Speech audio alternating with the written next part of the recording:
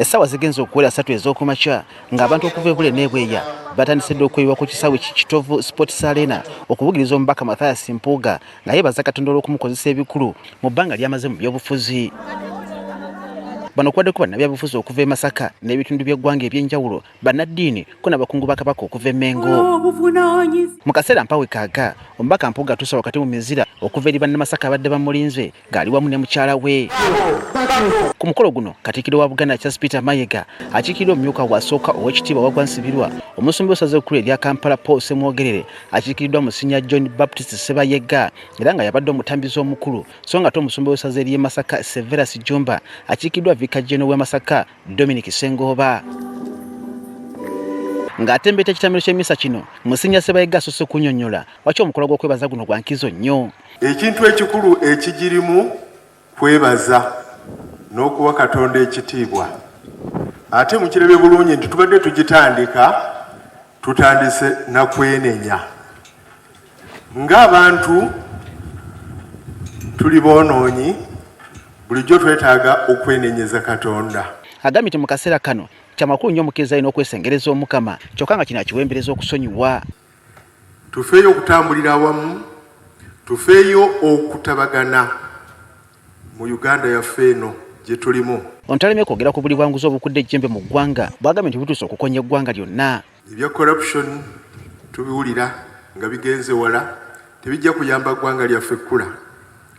Tuwulira ensonga endala eri e Kampala kakati abantu batandise okukoonera amayumba. Mu kwogera omubaka Medard Lubega Sseggona era nga yakulembeddemu babaka banne agambye nti omukolo guno okoleddwa okujjukira olugendo oluwanvu Omukama gy'ajjeko n'okutuusa Mpuuga n'atuuka n'okumanyika mu Uganda yonna n'okusukka ensalo. Mu mulembe okufaanana bwe guti n'osobola okuseeyeeya n'okulembera banno ku mulembe ogulimu okuwamba, ogulimu okunyaga, ogulimu effutwa, effubitizi n'ovaayo mu kitiibwa. Ono abakanyiza badde bigambibwa nti abaka ba Paalamenti bana NUP bagalidde okwetaba ku mukolo guno nga batiisibwa obutabe bwa kkaadi ya kibiina mu kulonda okujja.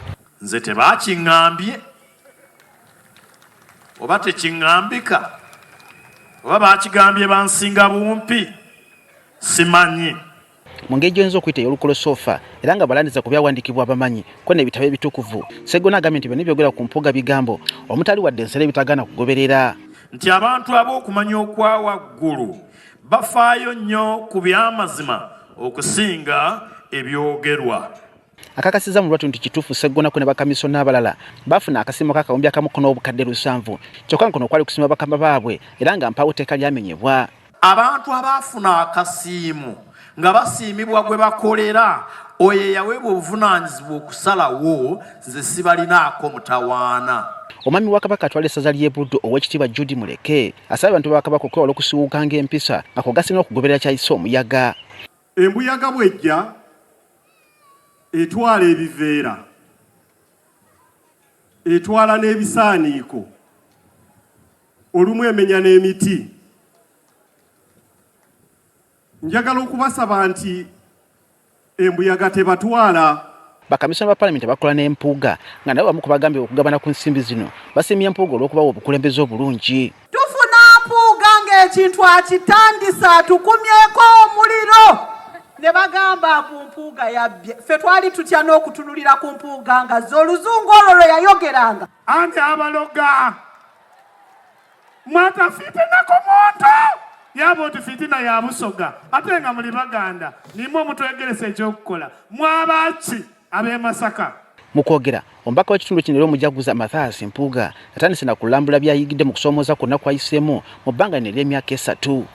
Era ntegedde nti mu nsi bw'ofuna ekisiikirize ky'abantu abalungi omanya nti enkuba newankubadde erimu eggulu eribwatuka n'eraddu bw'emala okukya ate eggulu liraala n'enjuba neevaayo. Ku kyabaza omukolo okutola okutegeka okusaba kuno wakati mu kusoomoza kwali mu kaseera kano, Mpuuga annyonnyodde bw'ati.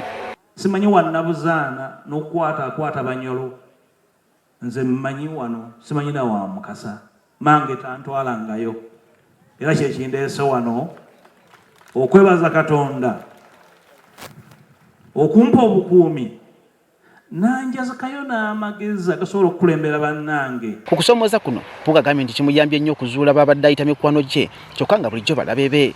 Era njize nti abantu kyangu nnyo okwagalala ng'akasana kaaka. Wakati muyaga mutegeerera mikwano gyo ddala mwebale ebikubeera mikwano gyange bwoya. Wakati mu kusomooza kuno Mpuuga aweze nga bwatajja kutya newankubadde okutta ku bigere. Maze okwota omuliro omukka ogubalagala abantu ab'enkwe amaliyindirizi enkwezenge empayipayi era Mukama tusaanidde okumwebaza olwaliro kubanga nabyo mbirabye. Agambye nti mu kaseera kano amaaso agatunuuliza kutuula n'abantu ab'ensa bakanye ku ngeri entuufu gye bagenda okukyusa mu byobufuzi bya Uganda. Kino kye kiseera amaanyi gaffe amagezi gaffe obumalirivu bwaffe okwewaayo kwaffe na byonna bye tukkirizaamu okubiteeka awamu tunyweze obumu tuddemu tutambule tuzzeeyo essuubi ly'abantu baffe. Onamenye ebibadde byogerwa nti yeeyagaliza obukulembeze bw'eggwanga so nga abalala bagamba nti agala okuvuganya mukama we mu kibiina ki NUP bino byonna abyegaanye. Ngenda kuwa obudde okunoonya obumu eri ababwetaaga okuva mu buli nsonda ya Uganda. Ngenda kukolagana buli muntu yenna ayagala enkyukakyuka nga tunnaba kuteekamu jjejjere bw'akalulu. Ebyobufuzi bibeeremu ekinyusi n'ekigendererwa ekitwala eggwanga mu maaso. Mubaka we bw'atuuse omumyuka we ow'okubiri ow'ekitiibwa Waggwa Nsibirwa Katikkiro Charles Peter Mayiga atenze Mpuuga olw'obukulembeze obulungi eri banne. Bwe yali mu kifo ky'omukulu w'oludda oluvuganya gavumenti emirimu yagitambuza mu kifaananyi ky'ebyo ebiba byetaaga okutereeza mu nkola y'emirimu ya gavumenti.